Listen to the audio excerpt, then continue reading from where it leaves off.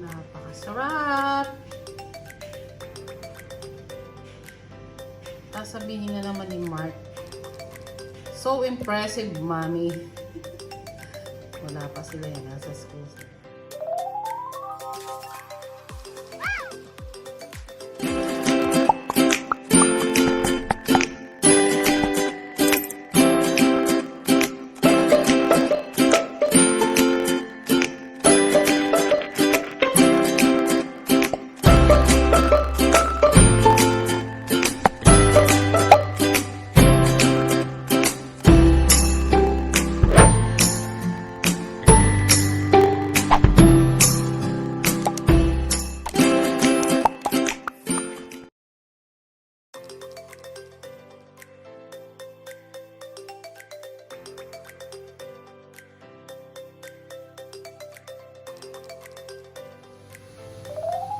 Ayan guys, Rebmano large shells, and meron akong nakasalang na tubig.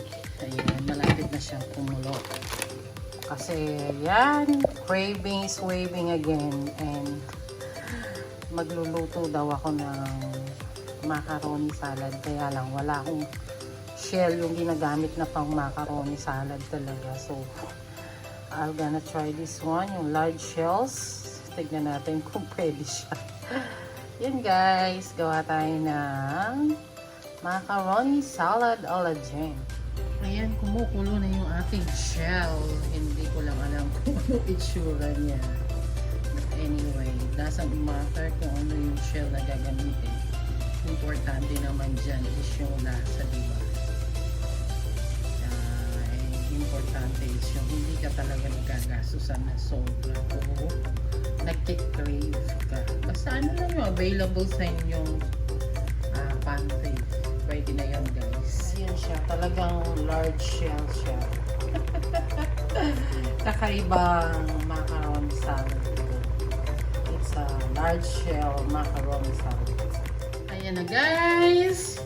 Yan yung ating complete ingredients na gagamitin for our macaroni salad.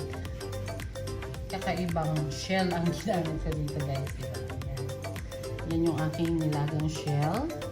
Large shell siya actually. And yan, pinakulo ko yung aking chicken breast and yung leg ham ko. Yan.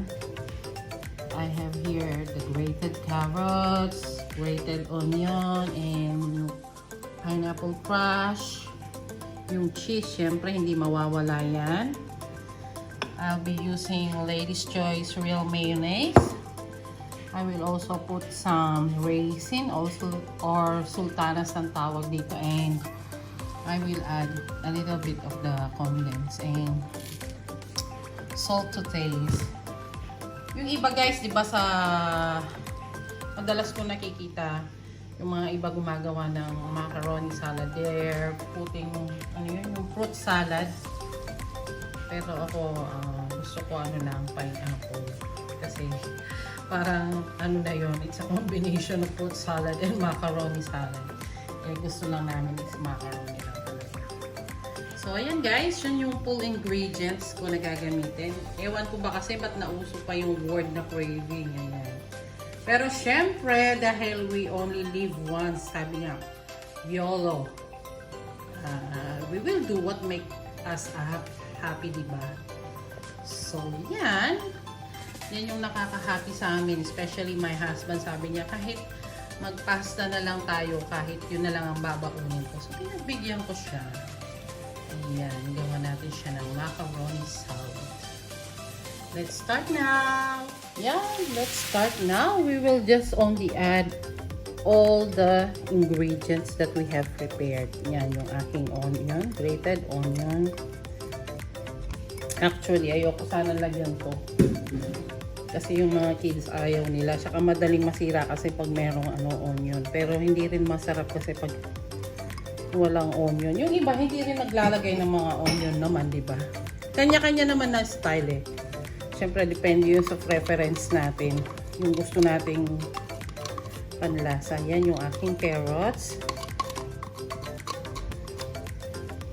Pagsasama-samahin lang natin. And then yung aking cheese.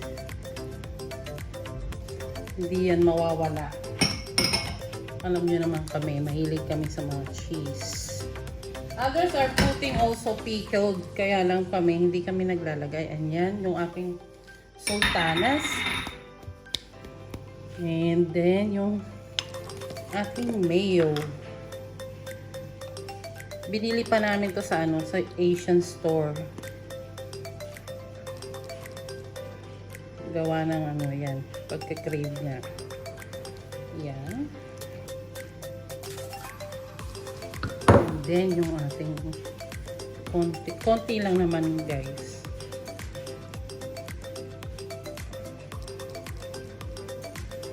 Para hindi lang masyadong matamis. Ayun, pwede na yun. Haluin muna natin siya. Napakasimple lang naman ng paggawa ng macaroni salad. Yan, halo-halo lang. And then, ilalagay na natin yung ating chicken and ham. Yan, ham. We'll add the chicken and the ham.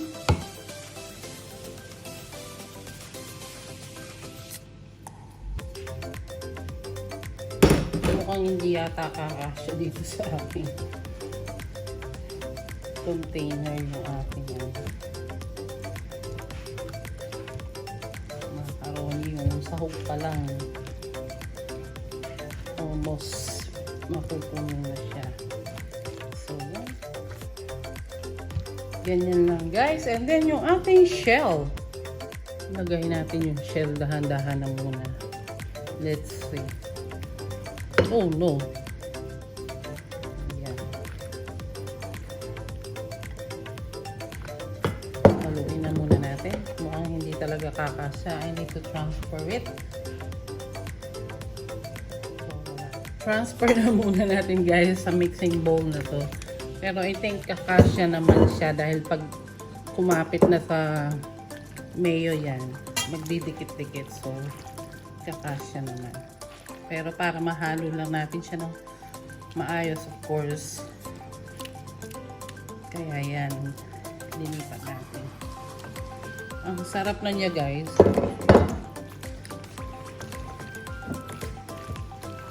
Diba? Ganito lang kabilis ang paggawa ng macaroni salad. This is my macaroni salad a la Gheng. It's another Lutong Kapampangan version. Siyempre, of course, dahil Kapampangan ako. Laging nakadikit yan. So, that's it. My macaroni salad a la Gheng. Ayan. Ayan, guys. Nakikita nyo lang. Ayan. Another Gheng's recipe again. Salamat sa pagsama sa akin. Hope you enjoyed watching. Thank you so much. Don't forget to subscribe Gheng Kitchen's vlog, and shout out sa inyong lahat, sa mga walang sawang nagsusupport sa akin, nanonood ng mga videos ko. Thank you, thank you. If you have something na gustong malaman, or if you have a suggestion, just comment down below para at least kahit papano ma-improve natin yung ating channel, di ba? Thank you so much, guys. Gheng Kitchen's vlog. Don't forget to subscribe, like, share, and comment. Happy Wednesday. Bye-bye. Have a good day. And God bless everyone. Keep safe always. Bye-bye. Pinagpilitan ko talaga, guys. So, and pumasya naman, di ba? Sabi ko nga. Dahil pag nahalo na, magdidikit-dikit na yan. So, yan. Parang makukompress siya. Dahil sa mayo. And yung condensed, of course. Ayan! Ito na yung ating final result. para sa ating macaroni salad.